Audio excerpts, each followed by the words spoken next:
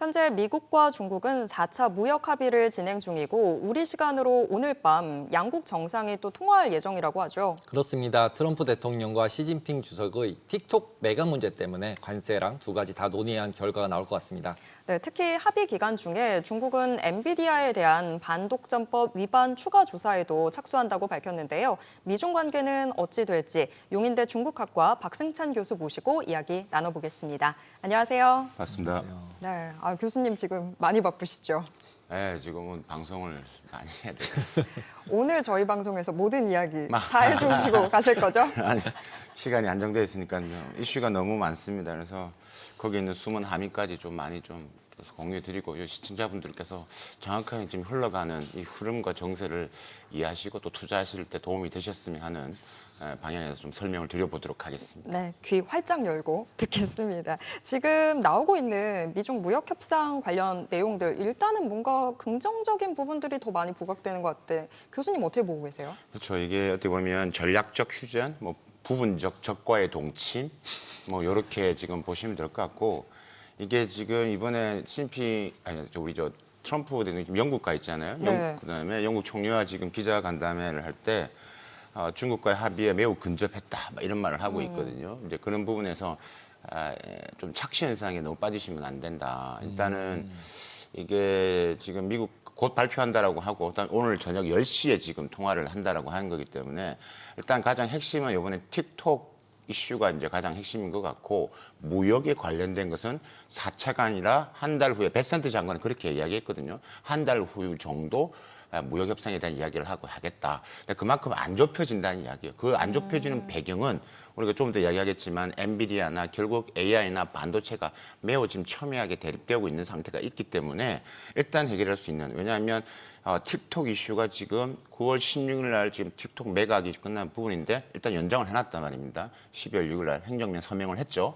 여기에서 구체적으로 지금 어떤 내용은 베센트 장관이 그 공을 19일로 저녁을 넘겼단 말이에요. 그게 오늘 저녁에 한다라는 거죠. 뭐 어느 정도 좁혀질 것이냐라는 부분들인데 사실 이번에 어느 정도 결국은 이게 매각으로 보시면 안 될 것 같고 일단 지분을 이제 미국 기업이 어느 정도 큰 짐을 갖고 들어온다라는 것들이고 그러니까 중국 정부 입장에서는 제가 볼 때는 이제 협의가 어떤 식으로 언론에 공개되지 않은 것들이 어떤 거냐면 결국 트럼프 대통령의 좀 체면을 세워줘야 된다라는 부분도 있기 때문에 일단 틱톡 부분에 있어서의 지분 부분들 매각들이 이슈가 저는 가능성이 있다. 그러면 누가 할 것이냐? 오라클이 할 것이고 오라클은 당연히 이제 가능성이 높을 수밖에 없는 게 오라클이 틱톡의 클라우드 서비스 분야를 담당하고 있는 부분들입니다. 그다음에 뭐 사실 틱톡 금지한다고 막 그렇게 많이 이야기를 했지만 뭐 본인도 트럼프 대통령도 이야기했다시피 자기도 틱톡이었기 때문에 자기가 당선됐다라고 이야기를 했고 여러분 아시는지 모르겠지만 8월 19일 날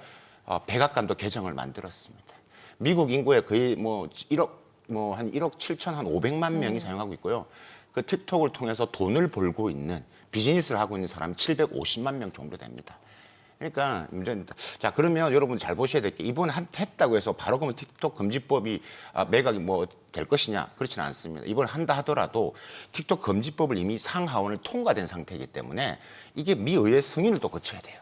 그러니까 일단 이번에 부분에서 좀 메시지를 던지고 또 우리가 돈을 이번에 수수료를 많이 받을 것이 자꾸 그런 멘트가 나오잖아요. 그러니까 이런 부분들에서 제가 아까 체면을 세워준다는 측면에서 말씀드릴 게 그런 이유입니다. 하지만 이게 끝난 게 아니다라는 거예요. 그래서 뭐 그런 부분 말씀드릴 수 있을 것 같고 틱톡 알고리즘은 중국 기술 제가 볼 때 알고리즘은 절대 중국이 넘기지 않는다. 지분은 하더라도 그 알고리즘 측면에서는 틱톡이 계속 가져가는 쪽으로 할 가능성이 높다라는 저는 그렇게 보고 있습니다. 그럼 틱톡이 실제로 저렇게 미국이 목을 매는 특별한 이유는 아까 말씀하신 뭐 750만이 뭐 비즈니스를 하고 있고 그다음에 어떤 정보나 알고리즘이 좋아서 그렇고 뭐 이렇게 봐야 되는 건가요? 아니면 뭐 이게 인공지능이나 다른 어떤 진짜 뭐 국방이나 이런 거에 영향이 있어서 그런 건가요? 그럼요. 이 틱톡이라는 회사가 이제 AI 알고리즘이 매우 중요하고 그러니까 어떻게 보면 틱톡이 갖고 있는 그동안 수집했던 정보가 어마어마한 것들이죠. 그래서 이 이슈 때문에 안보적인 이슈로 틱톡을 매각을 계속 압박을 해왔던 거고 작년부터 틱톡에 대한 상하원을 통과했고 이 부분에서 뭐 이 틱톡에 대한 부분에서 이게 반드시 그러니까 미국에 넘기든가 아니면 나가라라는 거였거든요. 근데 이게 아까 부딪히는 장벽이 이미 미국인들이 틱톡에 중독된 사람이 많다라는 것들이죠. 그러니까 지금 미국도 가보시면 백악관이나 그다음 미 의회에 계속 시위를 하고 있습니다. 이 피켓을 들고 있는데 나도 1억 7천만 명의 한 명이에요. 나도 750만 명 비즈니스 하고 있는 사람이에요. 이런 문구를 피켓을 들고 있다고. 그러니까 쉽지가 않은 거고 영향력이 그만큼 크기 때문에 아까 백악관도 지금 개정을 해서 메시지를 하고 그만큼 영향이 크기 때문에 이게 한편 정치적으로는 도구로서 트럼프 대통령 입장에서는 활용하기 지금 민주당과 공화당이 뭐 활용할 수 있는 도구로서 활용도 높은데 이게 또 전체적인 측면에서는 안보적인 측면이 너무 크기 때문에 그냥 계속 그런 좀 혼란스러운 부분들이 있는 것들이죠.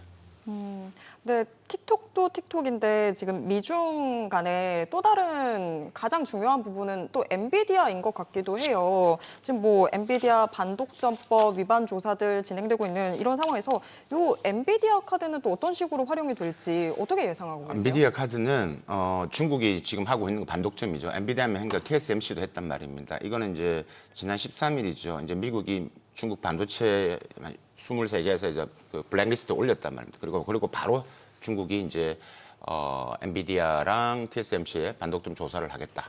뭐 명분은 뭐 있는 것도 이제 2020년도에 그 엔비디아가 이스라엘 그 멜라녹스를 이제 인수할 때 그때 한 건데 그게 위반됐다라는 것들이 있죠. 그래서 그런 부분에서 이제 그러니까 이게 말은 만들기 어다르기 때문에 하기 나름이기 때문에 자국 내에서 반독점을 충분히 활용할 수 있는 부분들이기 때문에 그 반독점을 시작을 했어요. 그래서 기존에 하고 있던 구글에 대한 반독점 조사를 일단 멈추고 일단 중단을 하고 모든 집중을 여기다 하는 거죠. 그러니까 보여주는 효과가 매우 큰 겁니다. 그래서 이게 아까 엔비디아나 TSMC 부분들이 큰 거죠.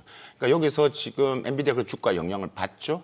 젠슨왕 지금 매우 답답한 상태죠. 이런 부분들이기 때문에 이거는 이렇게 계속 갈 것이냐. 이 할인 카드는 요번에 이제 오늘 10시에 정상회담을 좀 보고 그다음에 이제 이어지는 뭐 5차 무역 협상에 따라서 그다음에 지금 무역 협상 이야기를 제가 말씀 많이 안 드리는 지금 계속 정체되어 있고 그다음에 그 핵심의 내용은 결국은 반도체와 AI이기 때문에 근데 계속 사이 좋다라고 지금 트럼프 대통령이 이야기는 하고 있지만 계속 다른 측면에서는 반도체를 계속 제재를 하고 있다는 거죠. 예, 그렇기 때문에 이 부분에 대해서는 또 중국 정부는 협상 부분, 그러니까 무역 협상 부분으로 같이 이야기하지만 또 거기에 맞게 계속 또 반격을 하는 겁니다. 그래서 지금 이런 부분이 있기 때문에 지금 지금 엔비디아 젠슨 입장에서는 뭐 좀 답답할 수밖에 없는 상태고 이런 롤러코스터의 국면 앞으로 있기 때문에 투자자 입장에서 부분들은 조금은 이제 좀 생각을 하셔야 될 것 같고 그 중심에 지금 엔비디아가 있다라고 이제 보시면 될 것 같고 근데 엔비디아가 젠슨에 공을 많이 들였거든요. 중국 시장이 많이 가고 나는 친중의 이미지도 갖고 있고 원래 내가 중국 사람이었어 이렇게 하고 있는데 근데 중국 정도 알고 있죠. 오면 잘해줍니다. 근데 목적은 엔비디아가 아니라 전체인 중국의 방향성에서 어떻게 보면 패를 하려고 하는 겁니다. 엔비디아라는 카드를 가지고. 근데 이제 실질적으로 AI 포커스에서 딱 생각만 해보면 알리바바나 아니면 화웨이가 일단 칩을 만들기 시작을 했고 네. 그다음에 지금 정보도 서로 상호 교류가 되고 있는 상태가 아니고 그다음에 모델 자체도 각자 도생으로 가는 분위기잖아요. 그래서 이게 합쳐질 거라고 예상을 하기 어려운 상황 아닌가요? 뭔가 이제 서로 협업을 하기가 어렵지 않을까? 말씀하세요? 미국이랑 중국이랑. 미국이랑 협업할 수 없습니다. 네, 없으면은 결국은 엔비디아 같은 경우는 중국에다 팔 수 없어지는 게 최종 결론인 거 아닌가요? 그렇게 될 가능성이 많죠. 그러니까 이제 엔비디아가 그러니까 지금 엔비디아 팔 수 있는 공간도 지금 이 정치적인 미중 간의 기술 패권에 따라서 롤러코스터를 타면서 그 국면을 중국은 시간을 끌기 시작할 거고요. 계속 끌려고 할 것입니다. 그 와중에 계속 기술의 내재화를 합니다. 제가 최근에 칼럼도 썼지만 이게 3대 기술 쇼크로 인해서 미국이 만든 미국 제재 역설이라는 제가 칼럼을 썼는데, 그러니까 우리가 첫 번째 화웨이 쇼크라는 게 있고요. 뭐 1차 화웨이도 1차 쇼크가 있는데 이게 2023년도 7나노폰 알고 계실 겁니다. 그때도 야 이거 진짜인가? 라고 생각했을 겁니다. 화웨이 2차 쇼크가 바로 이제 AI 반도체 GPU 어센드 만들어냈던 두 번째가 올해 초에 딥시크죠. 딥시크 쇼크죠. 그러니까 그때 량원핑 딥시크의 CEO가 뭐라고 그랬냐면 미국 반도체 수출 통제라는 게 오히려 이런 도전이 더 기회가 됐다. 라는 말을 했거든요. 세 번째가 이제 우리가 지금 말씀 탈 엔비디아 전선 구축에 신호탄을 쏘아올린 알리바바 쇼크입니다.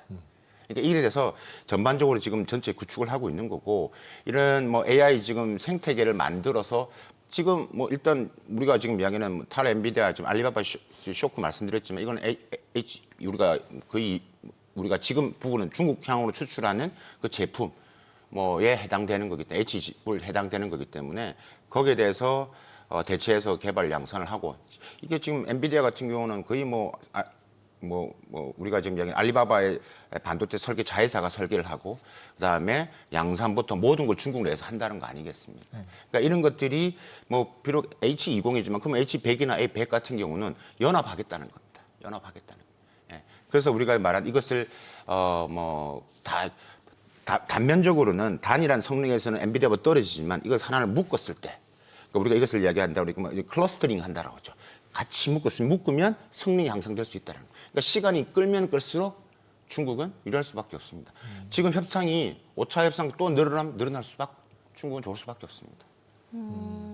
지금 이런 와중에 우리나라랑 중국은 또 관계가 왠지 긴밀해지는 그런 기분이 들거든요. 네. 지금 또 뭐 에이펙 회의에도 시진핑 중국 국가주석이 올 수도 있다 뭐 이런 이야기들도 나오고 있는 네. 상황이다 보니까 이 과정에서 우리는 앞으로 또 어떻게 되는 걸까요?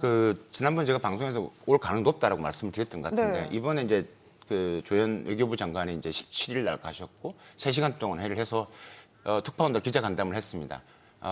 오실 것 같다라는 식으로 자기는 그렇게 느꼈다. 이런 식의 워딩을 했던 것 같습니다. 그래서 그만큼 하고 있고요. 또 제가 개인적으로 또 워낙 또 중국을 많이 가고 있고 많은 또 만났을 때 이미 작업이 진행되고 있습니다.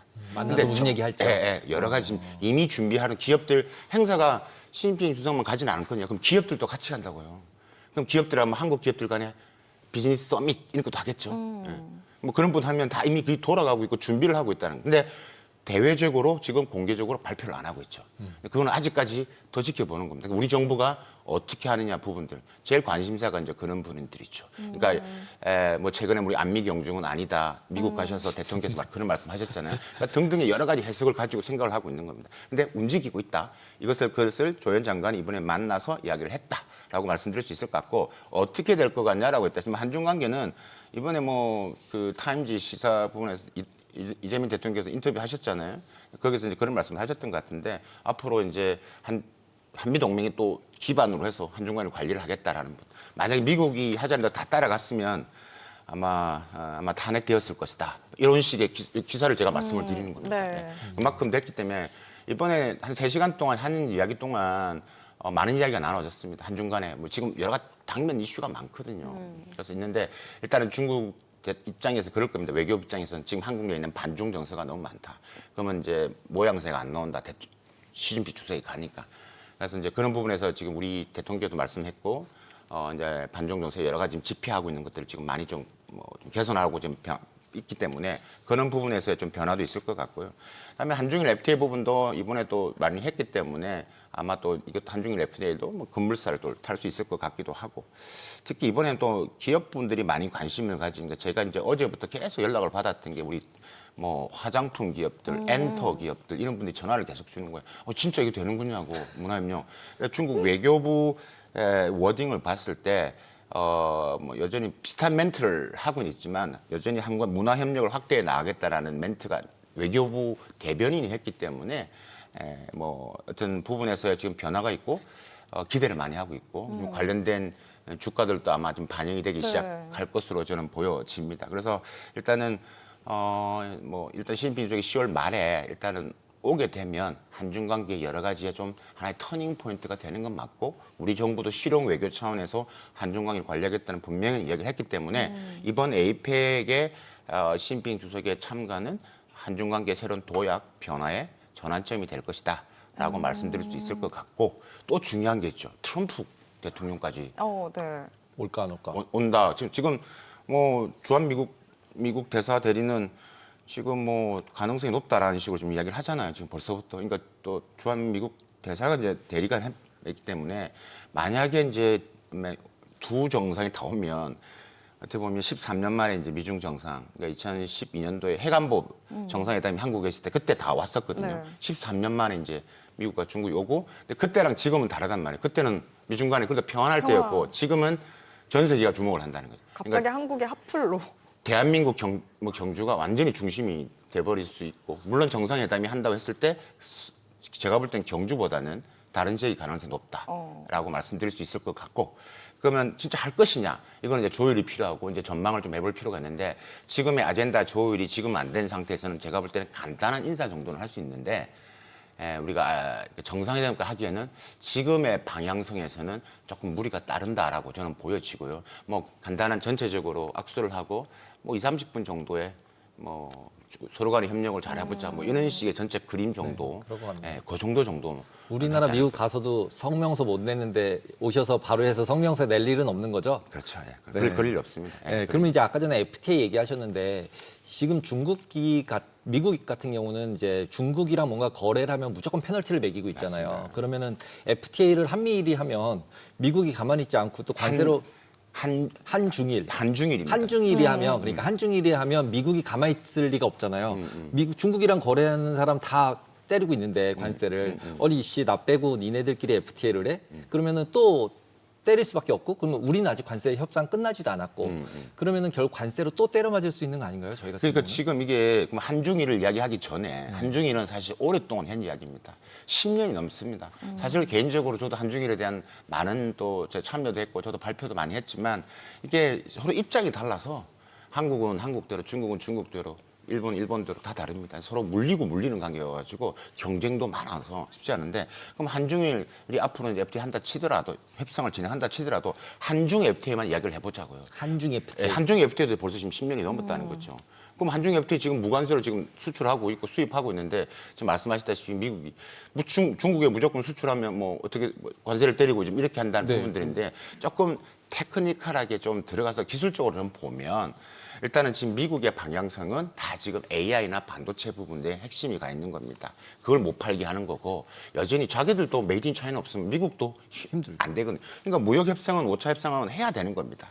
그러니까 거기에 내용은 시청자분들이 오해하시면 안 되니까 거기에는 첨단이 들어가는 건 뺀 겁니다. 아, 첨단은 빼고 뺀 하는 거예요? 겁니다. 예. 그러니까 첨단 분야는 앞이 어떻게 될 것이냐. 저는 확언하건데 절대 두 나라는 같이 못 간다. 그 말의 의미는 뭐라고요? 미국과 중국 간에 두 개의 첨단 산업의 공급망이 생긴다. 이걸 기업들이 정확하게 알고 계셔야 돼요. 그러니까 앞으로의 그러면 주가나 변화, 투자의 변동성 거기에 따라서 이 구도를 알고 계셔야지만 이게 빨리 알고 계신 분들이 해야지만 이게 오르고 내릴 것이냐를 판단할 수가 있는 거다라고 말씀드릴 수 있을 것 같고 관계없다 그래서 했고 그다음에 이제 아까 말씀드렸듯이 한중 FTA는 일반 무역 거래제 부분들이기 때문에 우리가 이제 관계가 없는데 이번에 이제 글로벌 관세를 매겼던 게 핵심이 뭐냐면 다른 나라를 통해서 미국에 수출한 걸 막겠다는 그러니까 우리가 흔히들 말하는 이게 바꿔치기 하고 네. 뭐 그다음에 어떤 거는 좀 심한 거 동남아 같은 경우는 아예 컨테이너를 바꾸는 경우도 있습니다. 예, 그렇게 되면 언더밸류하고 원래 뭐한 100불짜리인데 50불 그 세금을 덜 내잖아요. 그러니까 그렇게 해서 중국산 제품이 미국을 바로 못 가니까 전부 다 우회 통로를 한 거죠. 그걸 막겠다는 것도 트럼프 이번에 글로벌 강세의 핵심 중에 하나입니다. 그 부분에서 이제 앞으로 이슈가 될 수는 있습니다.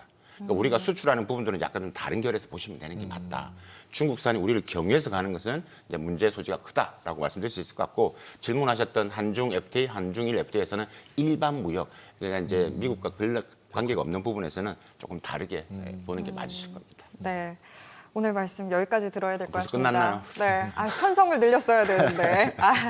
오늘 여기까지 듣겠습니다. 고맙습니다. 감사합니다.